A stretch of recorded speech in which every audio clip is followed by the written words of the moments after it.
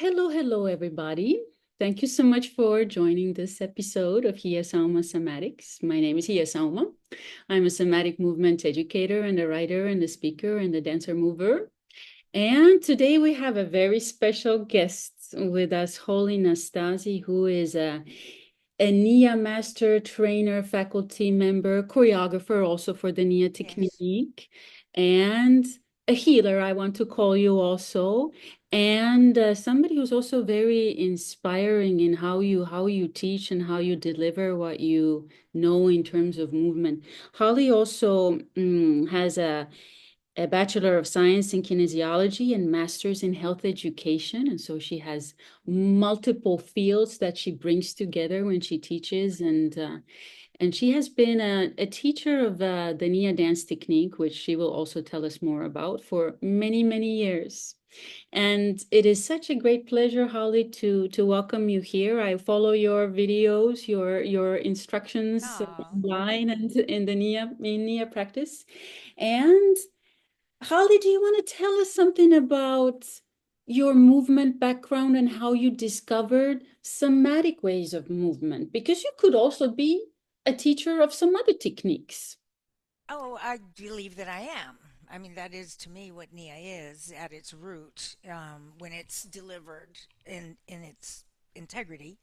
Um, I can go back and have a recapitulation memory, in other words, a somatic memory of a moment when I was dancing at a party that my parents had thrown at our home during the Christmas holidays. And I began to notice that I was creating these patterns and repeating them and choreographing to the music. And I was like totally like in it, and I was like, whoa, I can do this. Oh my gosh, I can do this. I think I was about 14. And that was I mean, I always danced as a child, but that moment was the real hook when I saw that dance could be creative, that there was potential for complexity and a lot of things that I recognize now, I probably couldn't have described it that way, but it was my first true connection to music, and it came to me through my body. And I was raised overseas and didn't really have access to things like dance classes that a lot of little girls and little boys get to go to nowadays. And so I never studied dance formally until I was, 18 or 19. And I began studying dance as an elective in my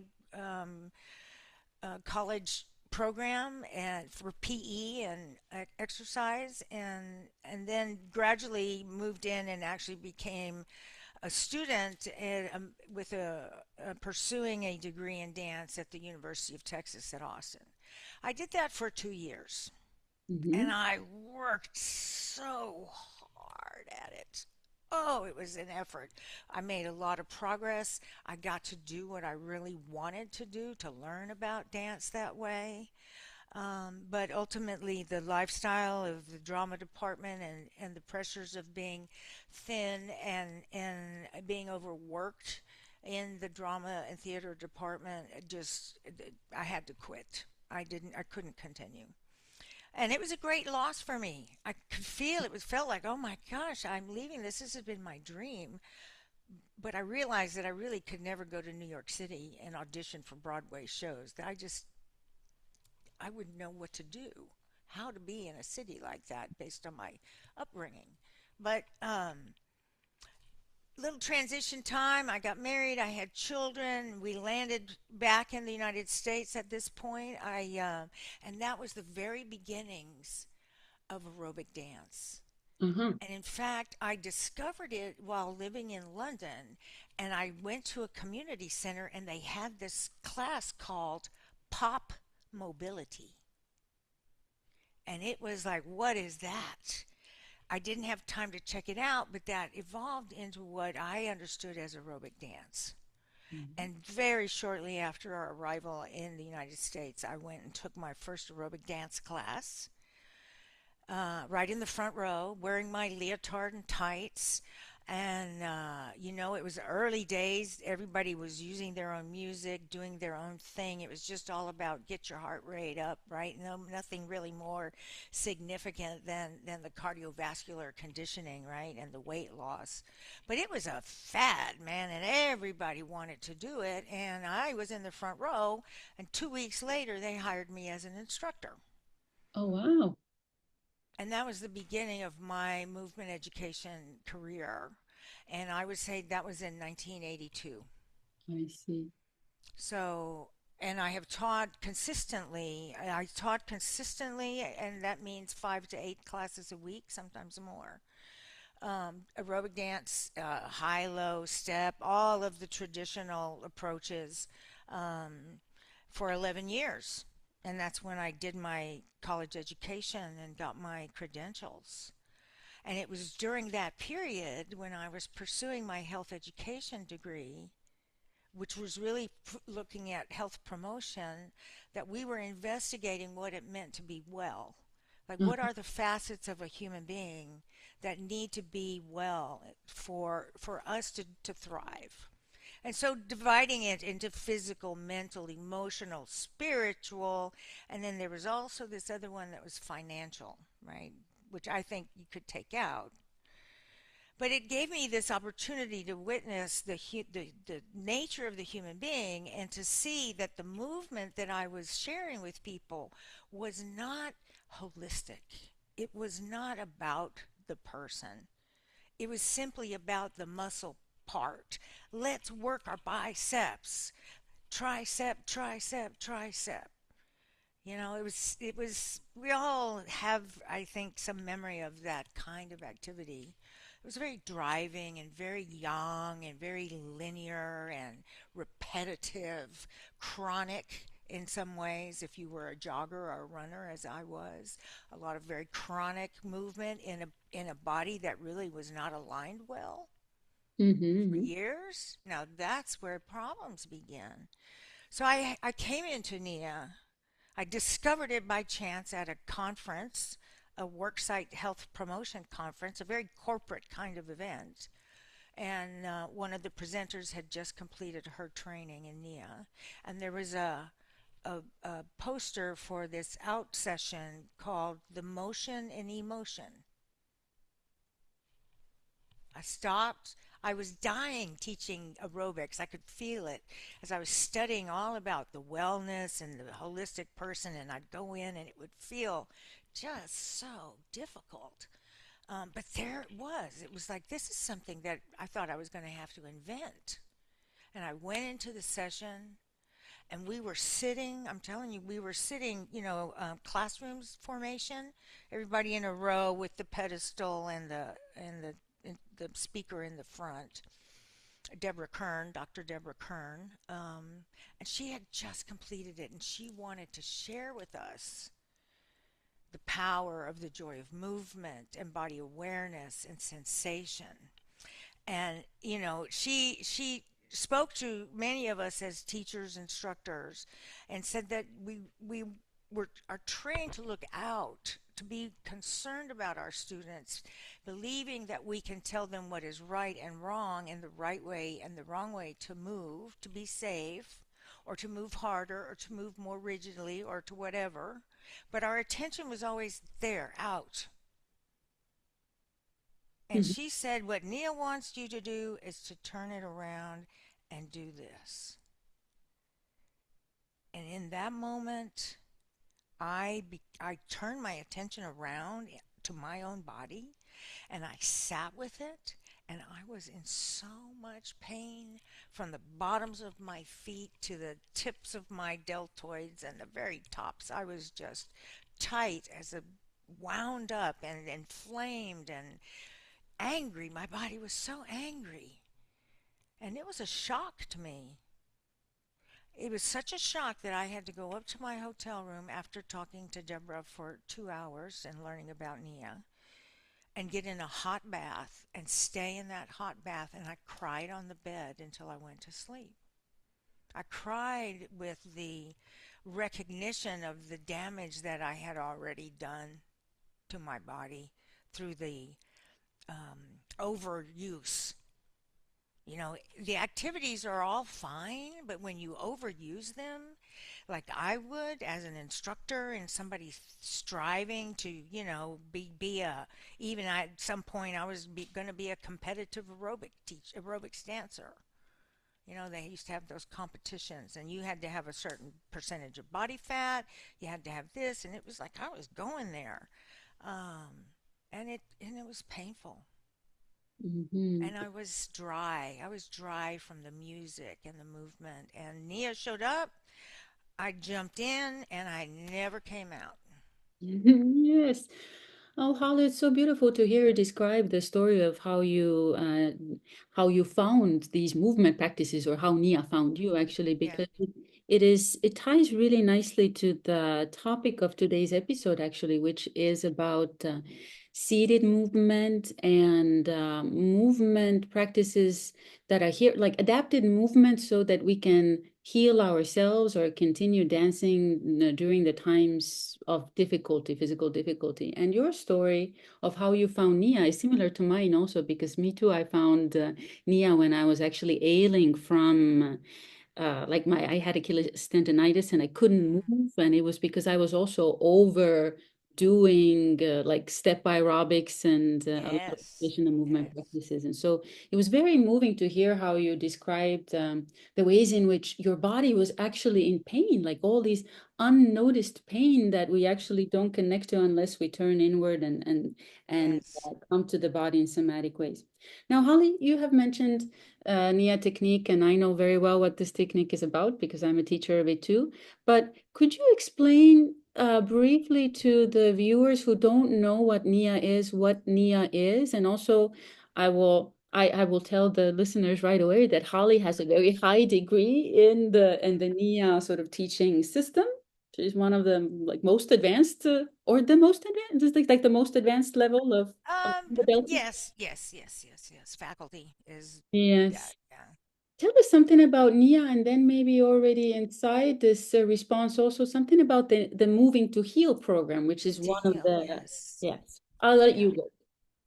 Well, so, my opening line about what is Nia for people these days is, well, it's for people that are looking for something different, Mhm. right? People who want activity and want dance as a modality to stay fit. Yeah. Um, and those people, they don't, they're limited in many of their choices, I think. And when I discovered Nia, what it meant for me was an opportunity to dance again, not just exercise. Yeah. Now, the beauty and the magic of Nia is that all of those conditioning benefits are in there. You will get stronger. You will improve your cardiovascular conditioning. You will improve your balance. You will improve your agility, your flexibility, Mhm. your ability to be still and hold your body in stillness. All of those things will evolve and improve if you practice, right? I would say at least twice a week, either in person or online with Nia On Demand. And take in the education that Nia brings about the body's way. It is about the body. And we have a philosophy called the body's way, which guides us to move in ways that look different, right? Generally, we see, all right, everybody, let's get going. Do, do, ba, ba, right? And the music is something that, I don't know. It could be fun. I don't actually go to those classes anymore, but I can remember what I used to move to. And that is so different than, flowing with the music and the melody and finding the qualities in the music and the emotion in the music to help your body move, to create that comfort and that pleasure, Mm. especially for people who want to dance, or for those people who always wanted to dance and think they can't. Yes. That, so many people say, oh, I can't dance. It's like, don't worry, Nia, we'll teach you how to do that. Mm. That is exactly the reason to come, because Nia teaches us to understand our body in a more intimate way, and to understand our mind, emotions, and spirit in a more intimate way, encapsulated in some way by movement. And the necessity of movement to our well being is so fundamental that without it, we die. We die of chronic disease. If we can keep moving our bodies, we stay well. We stay strong. We are designed to always be moving. We are, you Mm. know, bones and joints, and yeah, we should be moving it all to keep it well. And if pleasure is the draw, if joy is the draw, guess what? I want to come every day. I want to do this 8 times a week. And Mm. that's why I'm a NIA teacher. I love it so much. It brings me so much joy Mm. and pleasure that I come into it with gusto every time, as do my students. Everybody that I know that takes the time to get settled into a NIA practice finds great value in it, way beyond the physical benefits. And you could ask any NIA practitioner, and they would say the same. They might not be able to articulate it like I do, but they would say, yeah, it's really fun or something great about it. Yes. And I love the when you described your early beginnings of dance, you said the sentence, "I can do this." I started to choreograph and creatively respond to music. I can do this, and I think that kind of in its own right encapsulates what Nia is also to a lot of people. This sentence, Mm-hmm. "I can do And this." do this, Yes, yes. the force of I am able to, my body is able to, and as we'll talk more about in this interview, the finding ways to be able to move even during the times when some part of the body is not so able to move actually. Holly, how Mm-hmm. did you get into seated movement and chair Nia? Can you tell us about that also? What is Well, that? in the aerobics fitness field, as it progressed, right? We started out as young 20 somethings, probably, or 30 somethings doing aerobics. And, then the baby boomer generation came along. So in the industry, there was always an interest of what kind of service does this older population need? It was a big population, big market. Mm-hmm, Right, so there's always been a vision towards that, as far as I can tell, to be able to provide activity. And that's why they started things like low impact aerobics, for example. mm-hmm, And you can do chair yoga, and you can do Nia moving to heel. There's many programs now that integrate movement with the sensitivity that's needed to really connect to the discomfort in your body, or the stagnation, or mm-hmm, the tightness, or the anxiety or whatever, and move that through your body in a gentle enough way that it benefits you. Right? mm-hmm, It does not benefit you to stay still. Maybe in certain circumstances for short periods of time, yes, you need that healing time. If it's acute injury, something like that. But in my experience, dealing with, for example, a musculoskeletal injury, stopping moving is not the answer.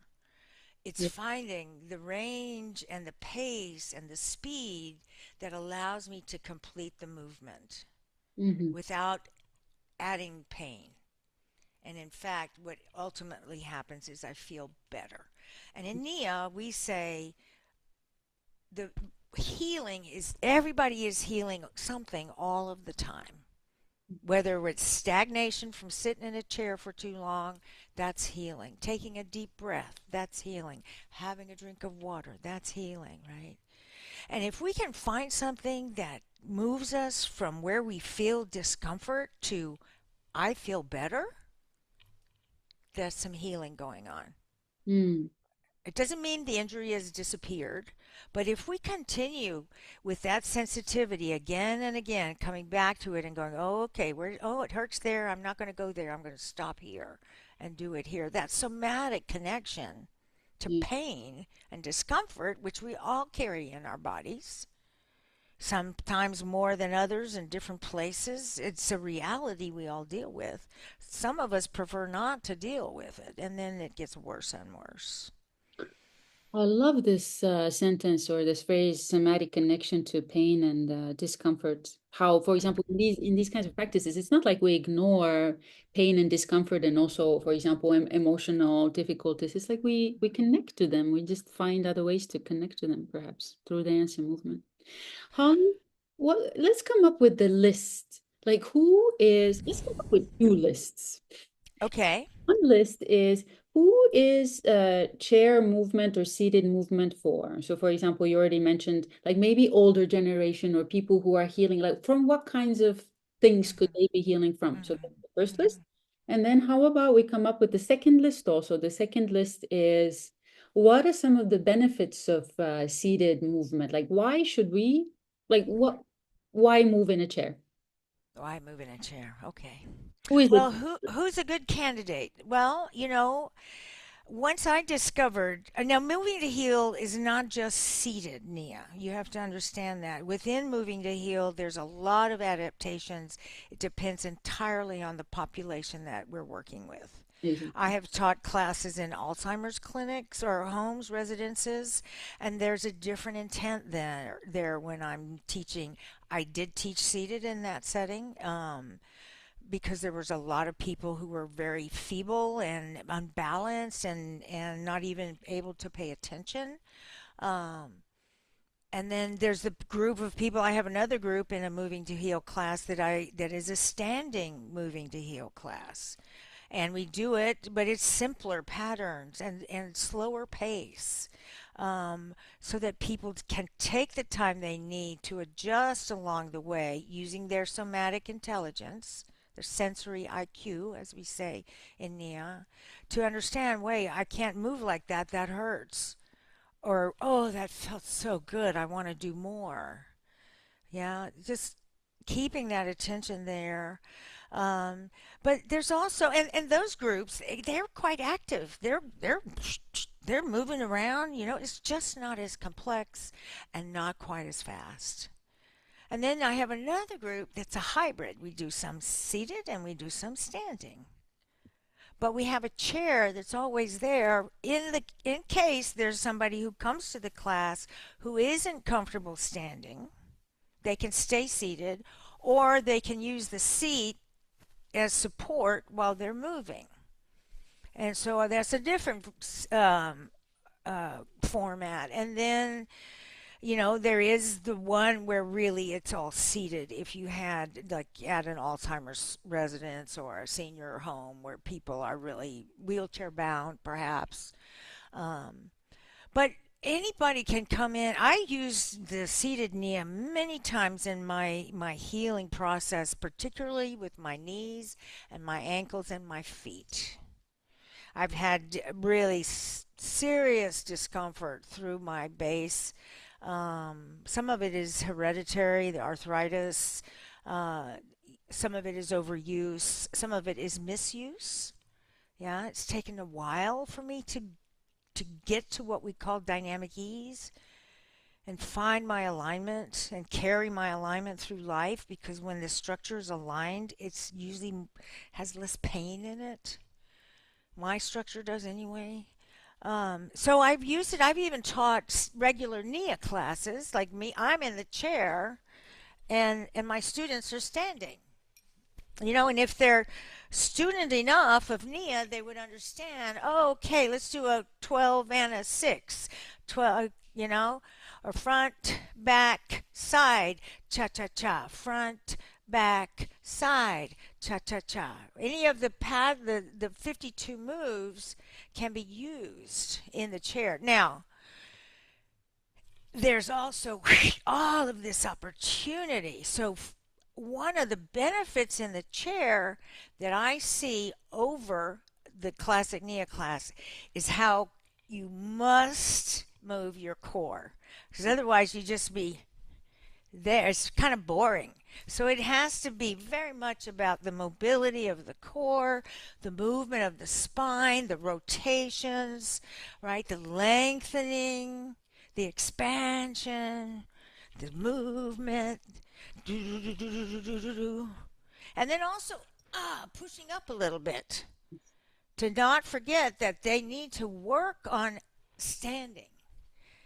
Ideally, in my moving to heel class, I would hope that I could take that group into a standing and back down into a sitting. Just like that. They can take as much time as they need. And if they can't do it or don't want to do it, that's fine. So, in general, I would say that my experience of teaching moving to heel has been with people more senior. Um, Yeah. and, in general, I think that's true of Nia. It's a big question mark we have. Why is that? Nia appeals more to an older group than really like something fresh and new like Zumba is, Mm, even though most people don't know that Nia even exists. mm, Right? I mean, moving to heel is for anyone. It also can be adapted. I've had seated classes where a student has come in and decided they'll stand up and do it. mm, It's very, it's so adapted to who's in the room. And therein, I think, is the skill of a moving to heel teacher is recognizing, we want to, when we want to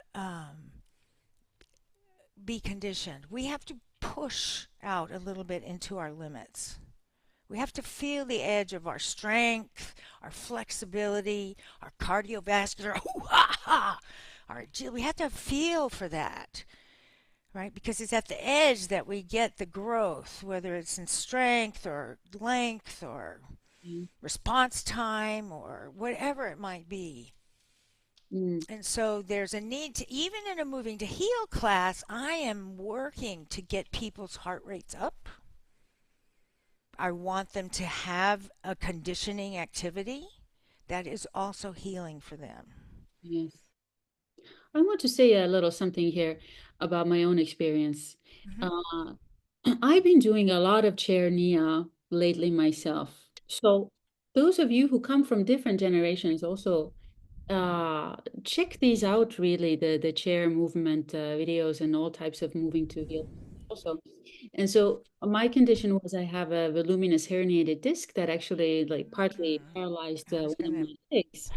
And so Uh, and for somebody who loves movement and dance and like music, for example, it was so, oh my goodness, I took my first online chair Nia class and I had tears in my eyes after the class because it was such a, I can do this. Coming back to the sentence, I can do this. And not only can I do this, like the movements for the legs, because it still continues to be difficult for me to put weight on my leg and things like this. mm. But in a chair, I keep moving the parts of the Yes. foot that are not, I can't like on the ground so much.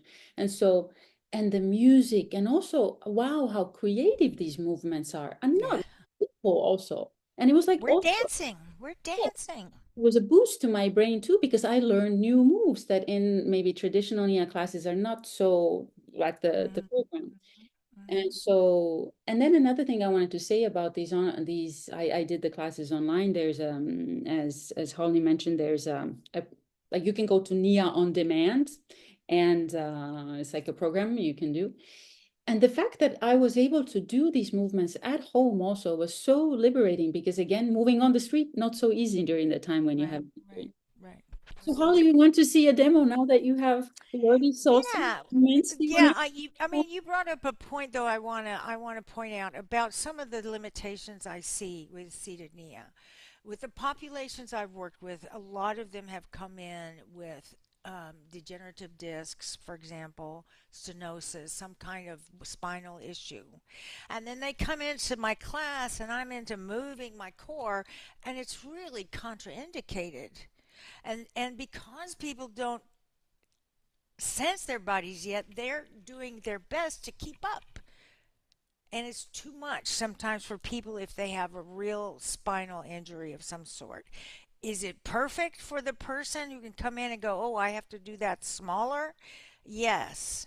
And so it's important that you let your instructor know that you have this kind of condition and you're going to protect yourself and evolve your movement rather than keep up with what's already happening. And also, it's Yeah. important. Like I talk to my rheumatologist, my spine doctor, my physical therapist also about like what movements are good for me with this condition. So I think it's the responsibility also of the mover to know what is good and then to do these kinds of. Right. Or to ask question, right? Because we can Yes. help people. And then the other thing is that there is an issue I see with staying seated the whole time. I think it overworks the hip flexors, the psoas in particular. And that's why I like to integrate standing. Do pelvic circles, hip bumps, something to liberate and move that hip socket. And also while seated to move the pelvis. Not just be, let the pelvis sit in the chair, but engage it so that you undulate and move from the bottom up. But you do need to pay attention to the hip sockets, yeah?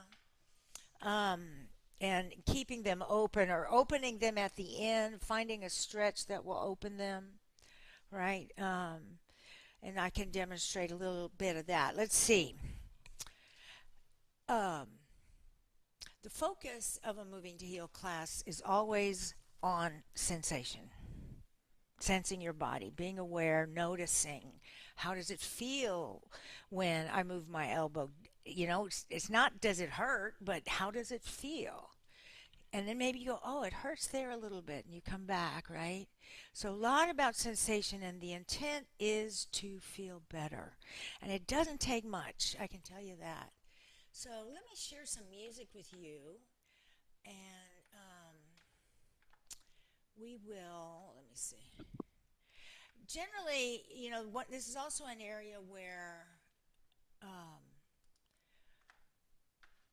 you can use a lot of older music.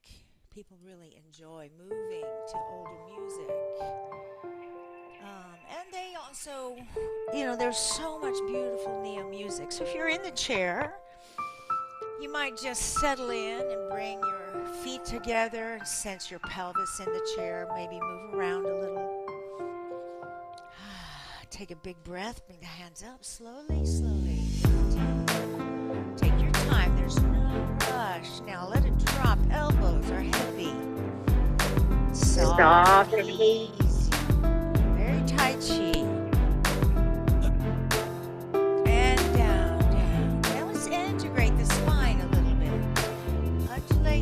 Small, comfortable. You can go front, back, shoulder to shoulder. Your body's way. You choose. Stay in the flow. In the warm up, we're looking for the same thing to integrate and open all of the joints. So bring the fingers in, creepy crawlers. Maybe a back and a front. I'm changing so I can demonstrate. I would stay in the movement much longer. Maybe this movement, for example, I would grow into it and take it to the back and the hold. Sensing the back body. And all the way up to the front we go. And back and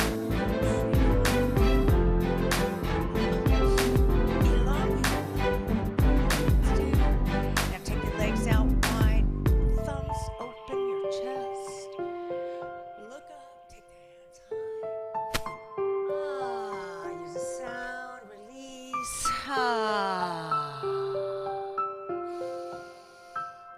Touch your belly, bring your feet together, and roll over. And up. So that's an example of a warm up.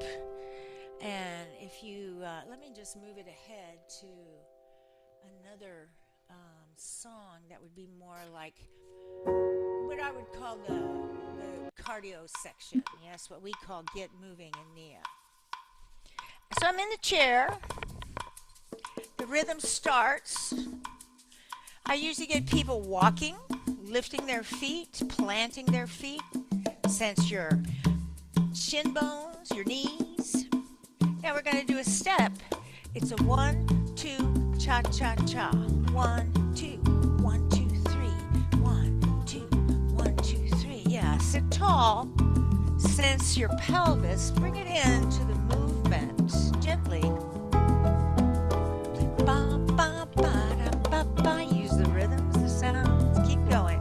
Bigger and more if you want. And roll the shoulders and rotate the spine. Ah, there's a breath for you. A sound for you. Ah, yeah, move through your bones. Now take a big breath up and bring it in. Squeeze it tight. Big breath up wide. It's really ideal to work in chairs without arms. You can see why. Yeah, the arms will be in the way. One more time. Bring the hand up and undulate. Use your spine, your chest, your sternum. Get back into the walk. Remember our step. It's one, one, cha, cha, cha. Now give me a palm direction. 1, 2, 3, and look. Look as you go. 1, 2, 1, 2, 3. Creating patterns, simple. If you wanted to slow that down, you could just go like this.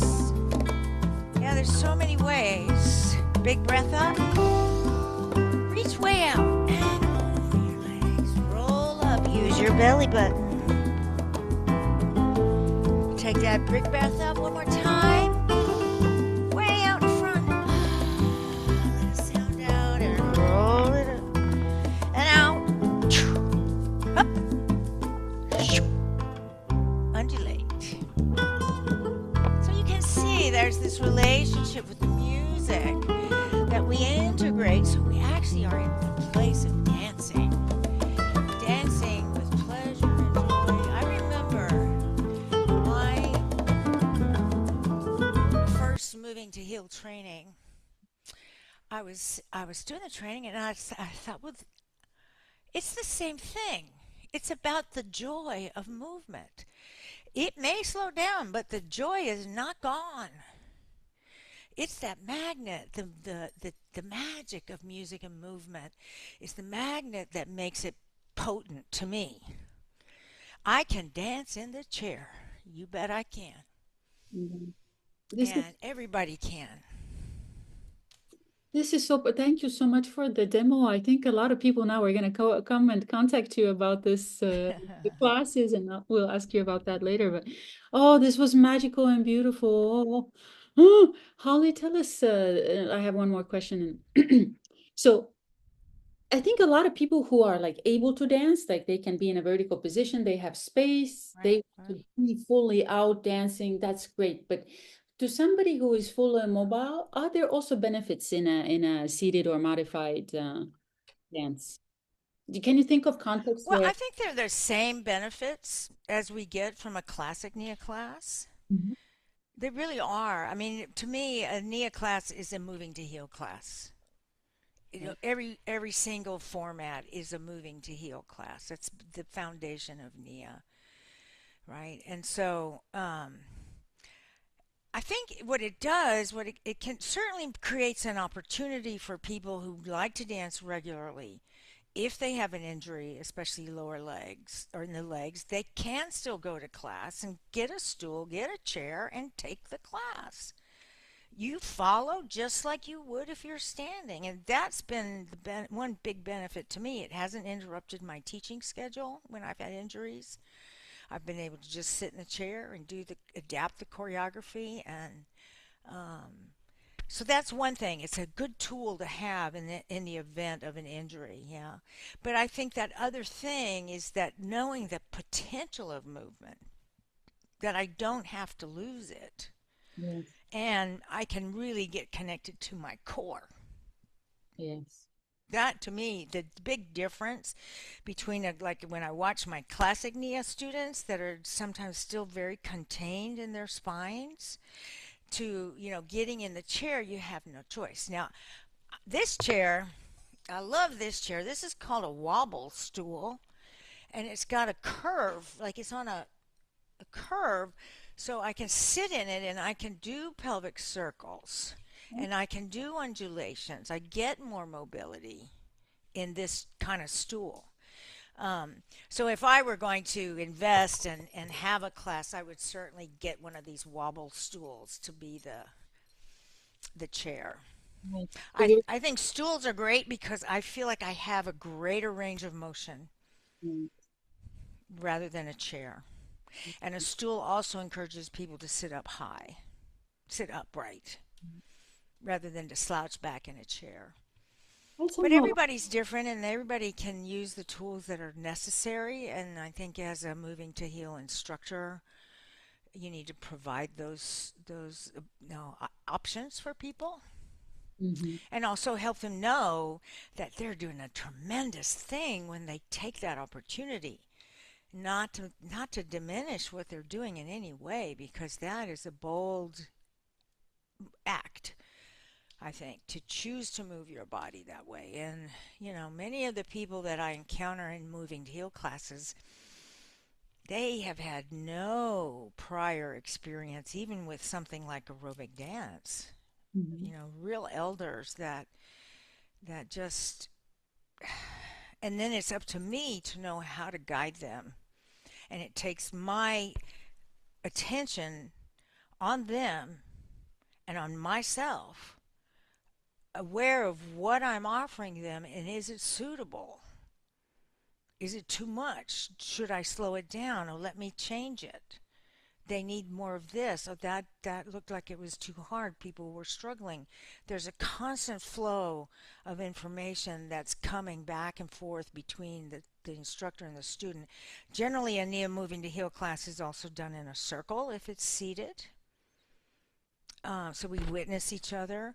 The standing classes I teach are more in a regular class formation, but could also be taught in a group setting, in a group and a circle environment. So lots of opportunity through the NIA technique to study these programs that they offer and learn the techniques and the tools to create these kind of magical movement opportunities for people of any age. Yeah. I mean, there's people out there that are more specialized. There's NIA teachers teaching to students with Parkinson's, right? That are very successful with their treatment. I would call it a treatment. And also, people have used NIA Moving to Heal with cancer patients and people recovering from cancer, particularly breast cancer. So, it takes the interest of the instructor to be of service. And then the population that presents itself to me, right, who shows up, is where I have to share, who I have to share with in a way that really helps them feel better.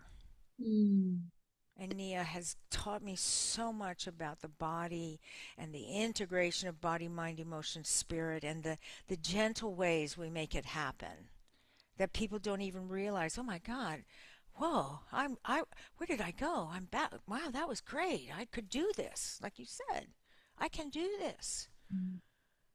It's a Holly, great triumph for people. I know it. it's very empowering. It helps in the healing process, this very sentence. Holly, do you want to say something at the end here about how dancing has helped you move through life? A big Hmm. question. We can have a whole other episode about this, actually. We could indeed. I mean, dancing was something that was always in my life, so it's always been a form of expression for me. I'm a Sagittarius, so I'm a very expressive person. And so dance was just natural for me. It just made sense. It's always been there. I would love to dance. Give me the music, I'm dancing, right? Um, and then to have the conceptualization of the human being through the lens of the Nia technique and its holistic view, and to apply movement in my life because I am in constant motion. Mm. Standing at the dishwasher, watering my plants, hanging up my towels, vacuuming the floor. I'm constantly in motion. Yes, I'm sensing myself always. And I notice when, oh, that movement felt just like reach across or punch across, I went to grab my glass and there it is. I brought it back. There's a dancing through life moment. Wow, that felt good.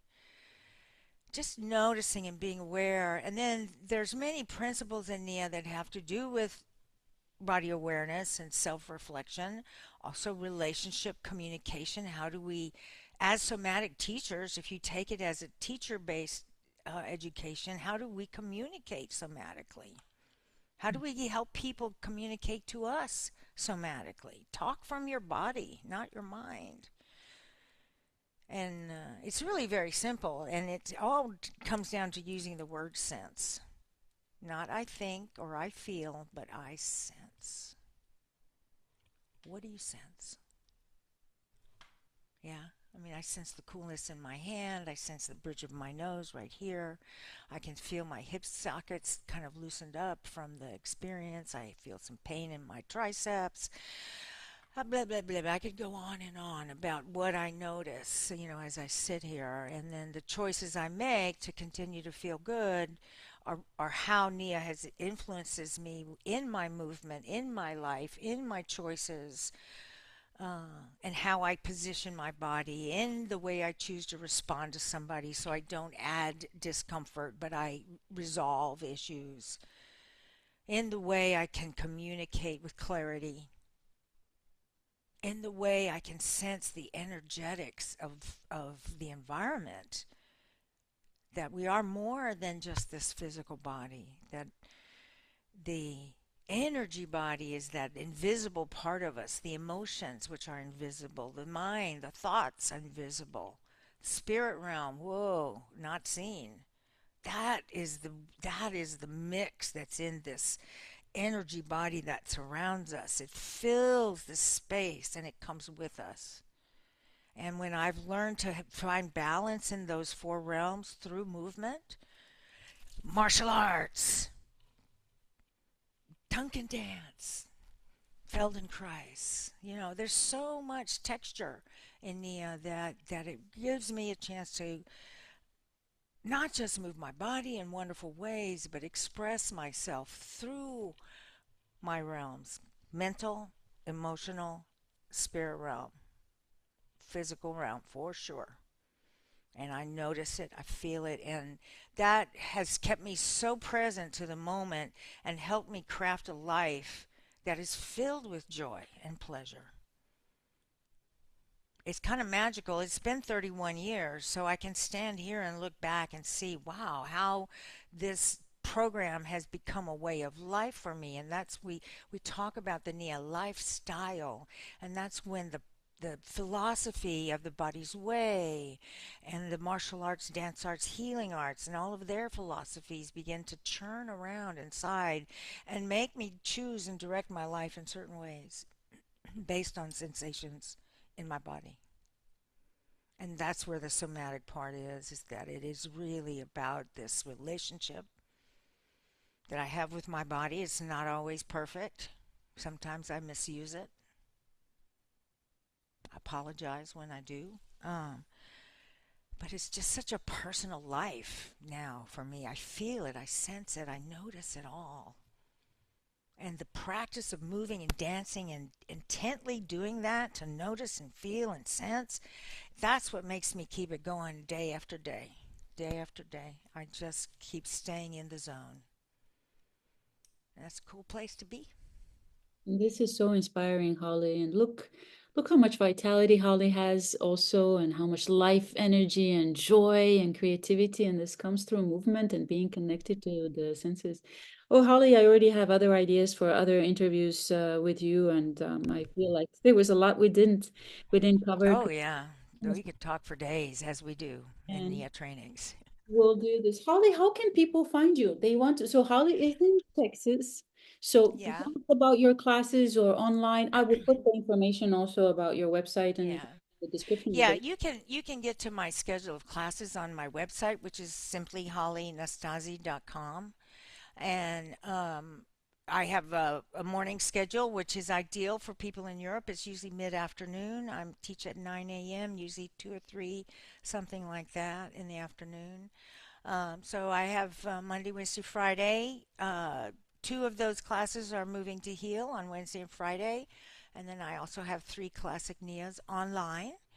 And I teach in person here through the community center, and we'll be starting at a dance studio in January with two more in-person classes. So I'm here. You can reach out to me through my website. You can find me on Facebook, Holly Nastasi, or Nia with Holly Nastasi. I'm always eager to assist anybody with their practice and encourage them to become movers and dancers because I think it's a great way to be alive. It's a great way to be alive. Everything in me is saying yes, yes, yes to this. Holly, is there anything else you want to add? Anything I didn't ask you that you want to say, or we've said it all? We haven't said it all, no. I mean, there's layers and layers and layers to the Nia technique. Yes. And it's a remarkable program when, I'm up here at the top and I'm looking down at it. I've seen it evolve over the years. And I see this massive educational guide, guide, guiding program, really, that is about living in the moment, living through our bodies, and crafting our lives, transforming our lives, creating what we long for, finding what's meaningful and purposeful to us, feeling it in our core. Yeah, and it's incredible. The content, the accessibility of it. You can do NIA trainings online. You can do them in person in different locations. Please visit nianow.com. That's the headquarters website, and you can find out more about this amazing, incredible program. Yes. And on this YouTube channel also, we have interviews with Lori Bass and Kelly Ray Oyen, who are also Mm. advanced NIA teachers and practitioners. Very, very amazing, amazing master teachers. Yes, I know them well. I have to prepare for a class, so Yes. I have really enjoyed this so much here, and I'm more than happy to come back and talk on another topic. Um, Yes, you pick it. I pick it. So thank you so much, everybody, for watching and subscribing and liking and leaving us comments. And we'll see each other in another interview. Bye bye, Wonderful. Thank you everybody. so much. Have a wonderful day. Get some movement in. Will do.